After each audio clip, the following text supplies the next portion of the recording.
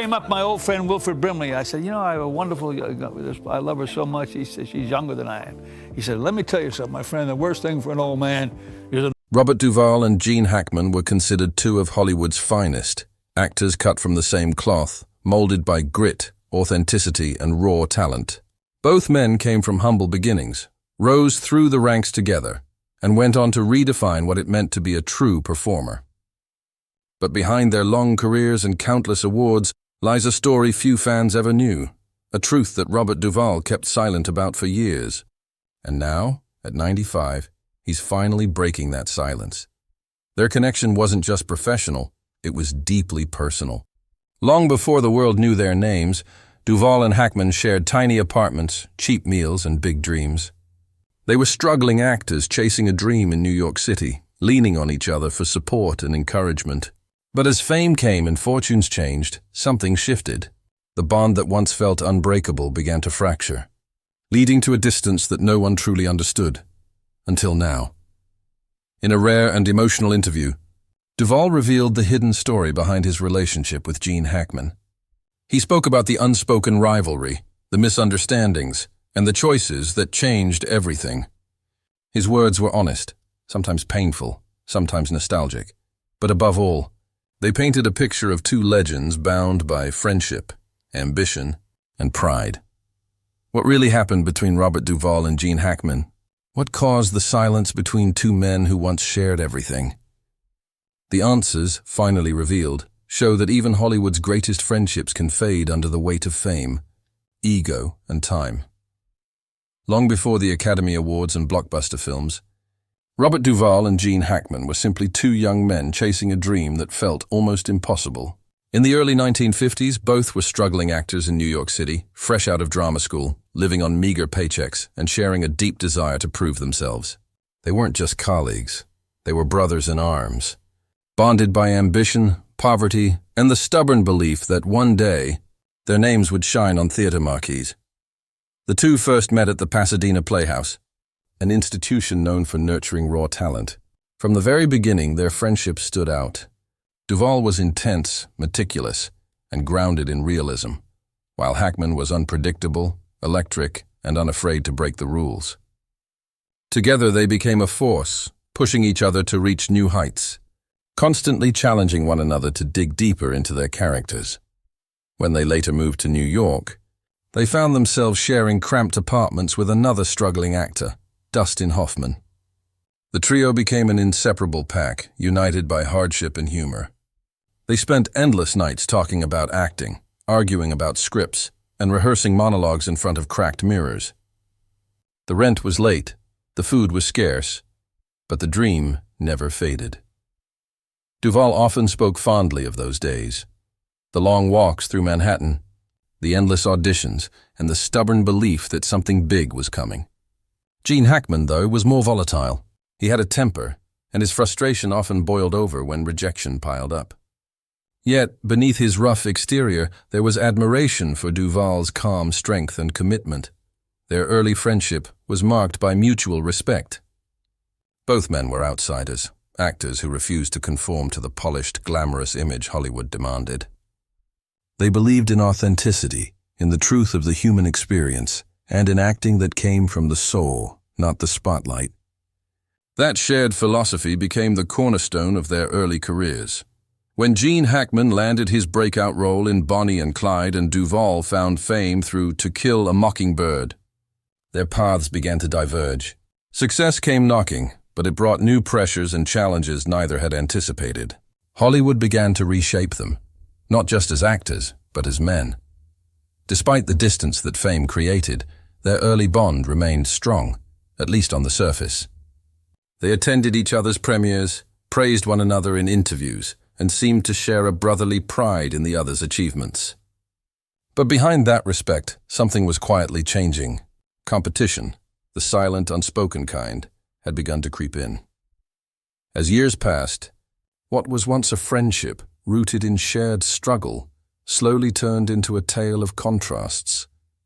One man seeking peace and simplicity, the other chasing perfection and control. Yet in those early days, when the two hungry actors walked the streets of New York with nothing but a dream, Neither could have imagined that their friendship, built on loyalty and shared hardship, would one day unravel under the weight of success. As the 1970s arrived, both Robert Duvall and Gene Hackman had achieved what they once thought was impossible. They were no longer starving artists sharing cold apartments. They were Hollywood heavyweights, household names, and recipients of the industry's highest honors.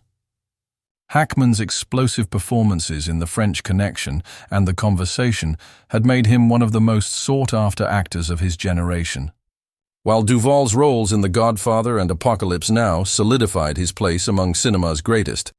But success, as it often does, came with a price. The fame that elevated them also began to pull them apart. Once equals, their careers took different paths, and with those paths came different values, priorities, and egos.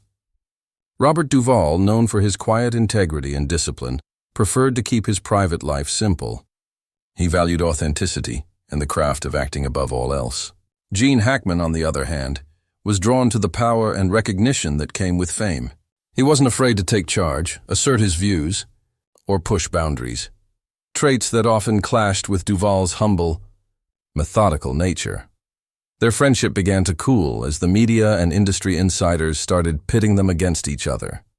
Directors, critics, and even agents compared their performances, fueling a silent competition. Who was the better actor? Who commanded more respect? Who truly embodied the spirit of American cinema? Both men tried to ignore the noise, but it seeped into their relationship, planting seeds of resentment neither could fully admit. According to those close to them, one particular project became a turning point.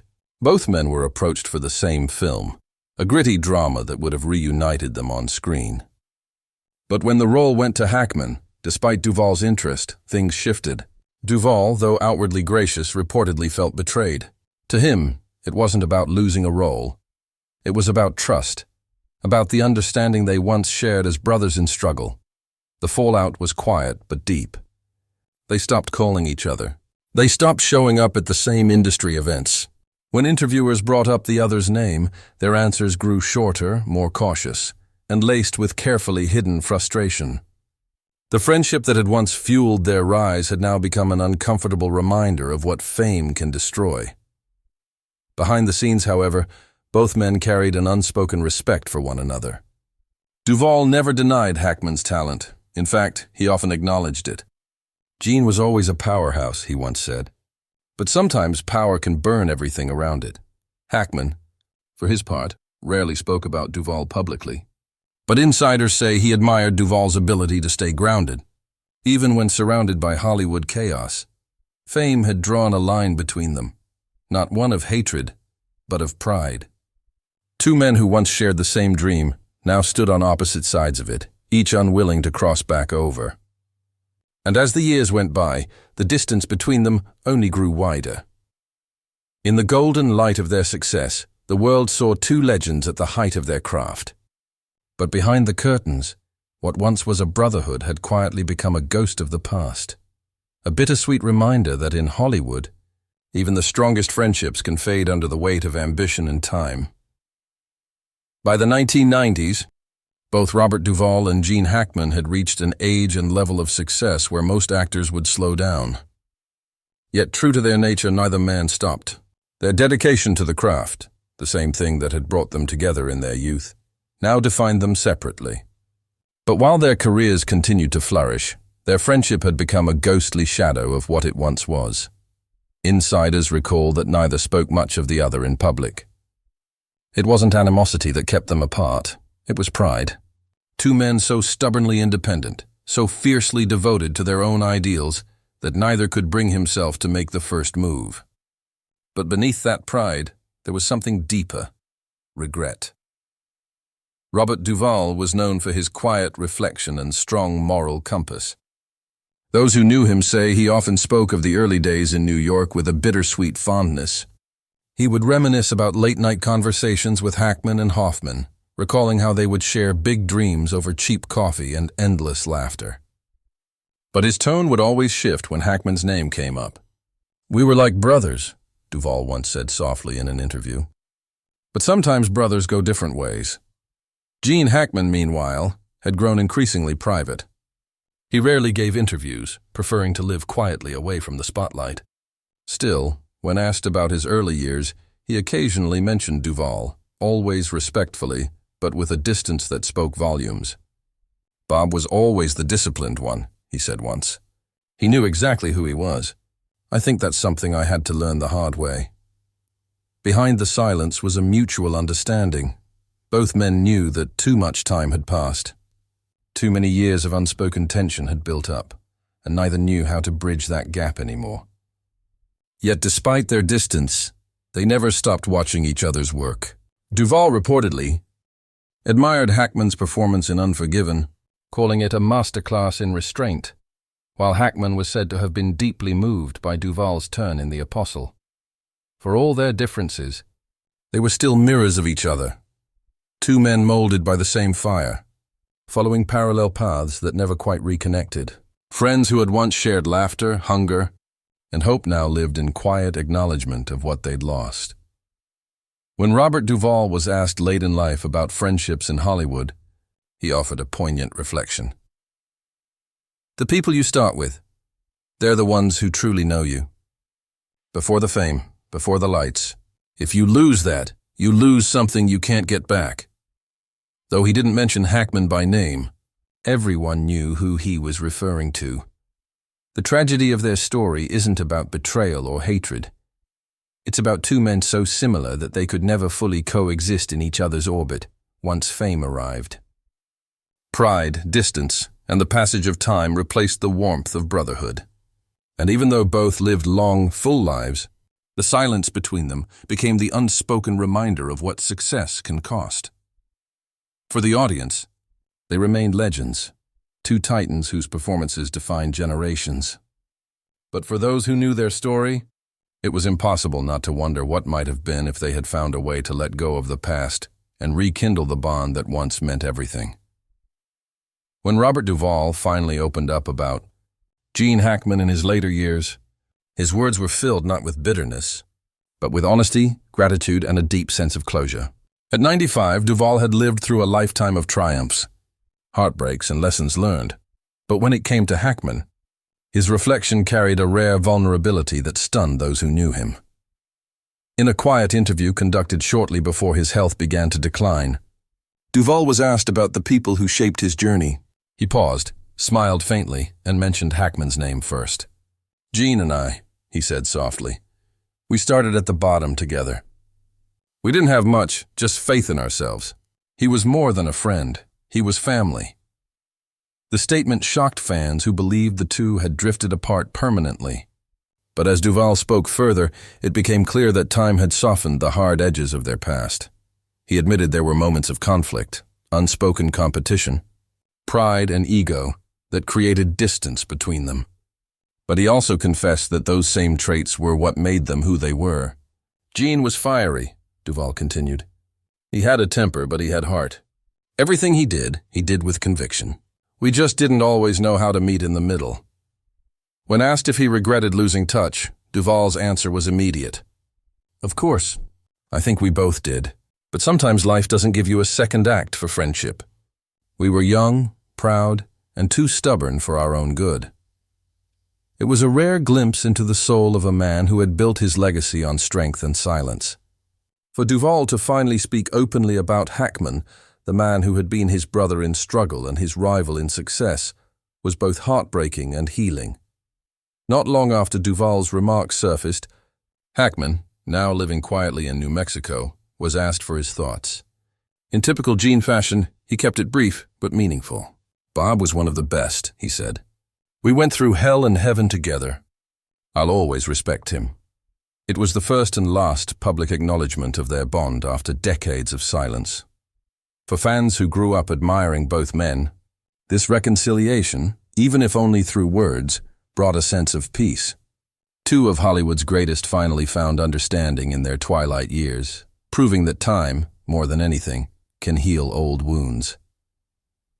Robert Duvall's confession wasn't about regrets. It was about perspective. He wanted people to remember that beneath the fame and accolades, both he and Hackman were just two young dreamers who started with nothing but a shared belief in art. "We made it," he said in his final statement about Hackman. "We made it in our own ways, and I'm proud of that. Proud of him." When news of Duvall's passing eventually broke, Hackman reportedly remained silent, but close friends said he was deeply moved. "He loved Bob," one insider shared quietly.